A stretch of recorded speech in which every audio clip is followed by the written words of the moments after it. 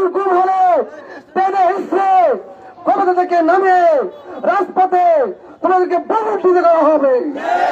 বাংলাদেশের মানুষ দেখতে জানে, প্রতিবাদ করতে জানে। 11 দল মাঠে নেমেছে, মাঠ ছাড়বে না অধিকার আদায়ের এক পর্যন্ত।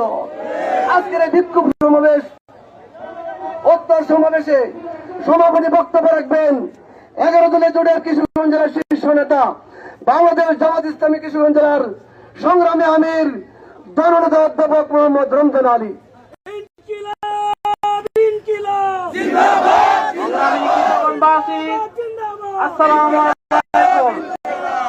আমরা জানি আজ থেকে 2 মাস আগে বাংলাদেশে 12 ফেব্রুয়ারিতে 2টি নির্বাচন হয়েছিল। আপনারা 2টি ব্যালটে ভোট দিয়েছিলেন। একটিতে ছিল ব্যালট, আর একটিতে ছিল জুলাই সনদ বাস্তবায়নের পক্ষে, গণভোটের পক্ষে হ্যাঁ। আপনারা 2টিতে ভোট দিয়েছেন। সরকার একটি ভোট গ্রহণ করেছে আর একটি ভোট গ্রহণ করে নাই। 70% জনগণের রায়কে উপেক্ষা করে বিএনপি সরকার রাষ্ট্র পরিচালনা করতে চায়। আমরা পরিষ্কার বলতে চাই যে ছাত্র জনতা রক্তের সিঁড়ি